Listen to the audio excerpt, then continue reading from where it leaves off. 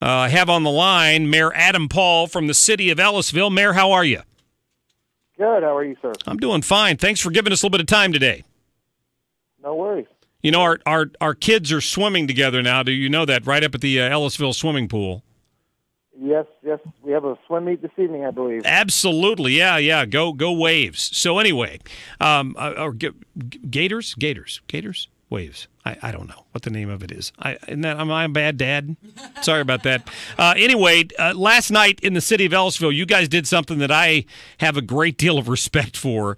You stood up and you took a stand on this whole city-county reunification, merger, reentry. But it's got a million different names now.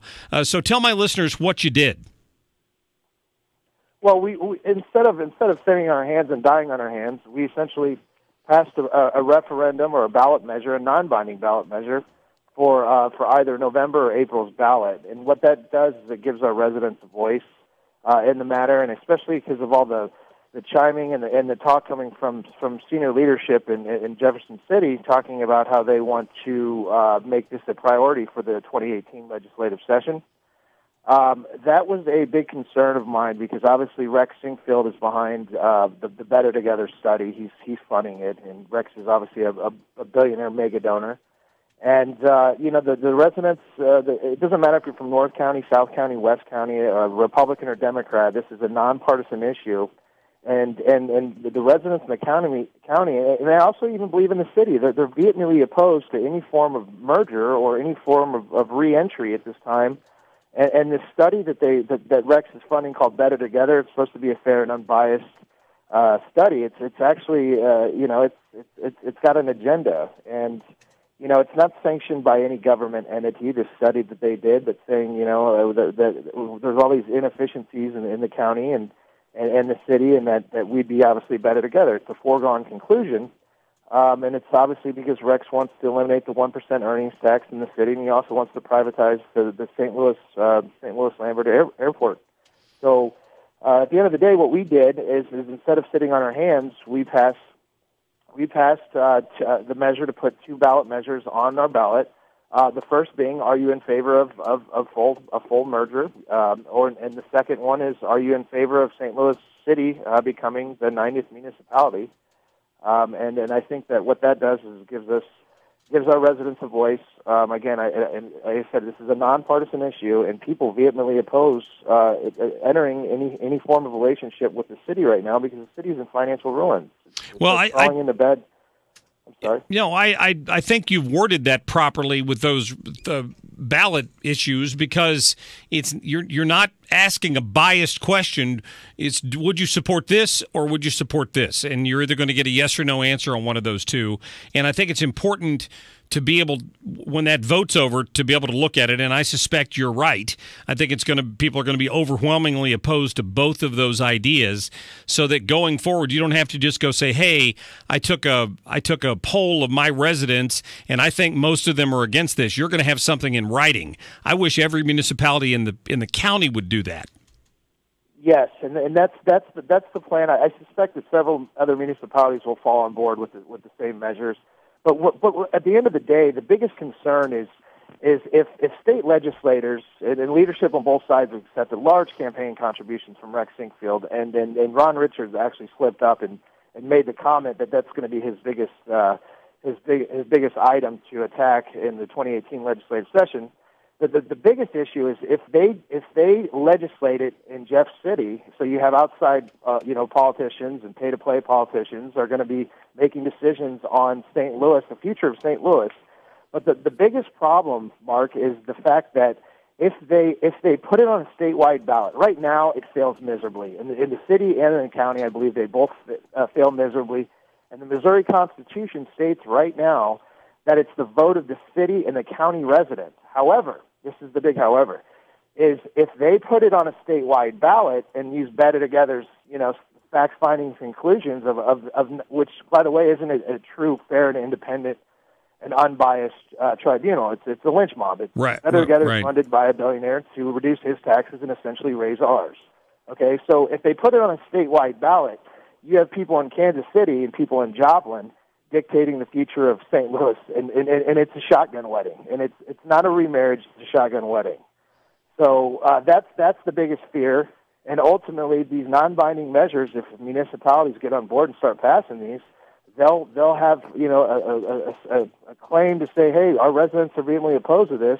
Why are you trying to change the state constitution so this can go up for a statewide vote? Yeah, and you pretty much hit the nail on the head there. I mean, Senator Richard is from Dade. He represents Dade, Jasper, and Newton counties on the other side of the state.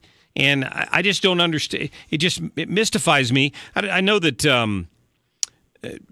I made reference to this the other day, but I got a strange phone call the other day on my home phone, and it was some polling company asking me if you read this on a statewide ballot, would you vote for this or would you vote for that or would you vote? And it listed 5 different scenarios for reunifying St. Louis City and County. One included erasing all city lines and turning it into 9 different boroughs, like something out of New York City. The other one was just simply reentry. The other one was reunification. The other, I mean, it listed 6 or 7. There were things on there I'd never heard of before that people are obviously floating out there like trial balloons. Right. And how would Ron Richard feel if we told him we want Joplin to merge with Webb City and Leawood? Yeah. It doesn't make sense. I don't think Ron Richard has an exact pulse on the St. Louis region. And as we all know, small government, local government is the best government. It's when you start forming a behemoth county government, you get lost in translation. You start losing your voice. You get lost amongst the weeds and the political machine. So we all know, especially you as being a local elected official, sure, you know the impact that you have every day in your municipality, as well as I do. And I listened to. I had Steve Stinger on here the other day, and when he got elected, he was not in favor of any sort of reunification or merger, and now he's kind of changed his tune a little bit, and he claims it's because of this idea that he saw some study, it was from Better Together, that showed that we waste $800 million a year in duplicated services, and think what we could do with all that money. And that's why he's endorsed this new study by Better Together. But that's not reality for people that live in their own communities. I mean, I know Ellisville is booming. I drive up and down Manchester Road all the time. You've got new businesses popping up all over the place. You guys are doing great. You're having no problem attracting businesses, and your community is thriving as a result of it. I don't understand why anybody would want to centralize all the power down in Clayton. I don't think anybody in St. Louis County would support that idea.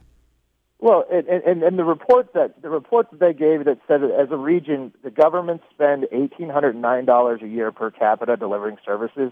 But if you use those same numbers but separate St. Louis City and St. Louis County, it looks a little different. $1,500 per capita in the county and $2,700 in the city. So and we all want the best for St. Louis, but St. Louis has made terrible leadership decisions for the past 3 decades. There should be a study on how to better St. Louis. Yeah. Honestly, I mean, the decisions that they make in St. Louis from an executive level leadership, I don't quite understand that. Half the city's a tax increment financing district. They give away the farm. You've got 28 aldermen. They make $37,000 apiece for the total of $1 million. Plus, they have a president of the board that makes $80,000, and there's only 300,000 residents. And here you have the county council. Those guys make, there's only 6, and they oversee 1 million population, and they make $20,000. So, I mean, you're spending $1 million, and people always ask, well, what's the solution, Adam? What's the solution? Well, you know what? Why don't you ask one of the 28 aldermen what the solution is? That's what they get paid for. And at some point, St. Louis is going to hit rock bottom. We don't want to see it. But forming some sort of merger and putting a Band-Aid over the issue is not going to solve anything. I couldn't agree with that more. Mayor Adam Paul from the city of Ellisville, listen, keep up the good work, and I'm glad to see what you guys did last night. You betcha. Thank you so much. You take care, Mark. You bet. We'll talk soon. Mayor Adam Paul from the city of Ellisville, and so they're going to put it to a vote for the citizens of Ellisville, who will get to say yes or they'll get to say no to this idea of some sort of a merger. They'll be presented with a couple different options, and when they come back with that resounding no vote on both of them, Ellisville has something it can hold up in its hand and show to the people at Better Together that, no, my residents don't want this.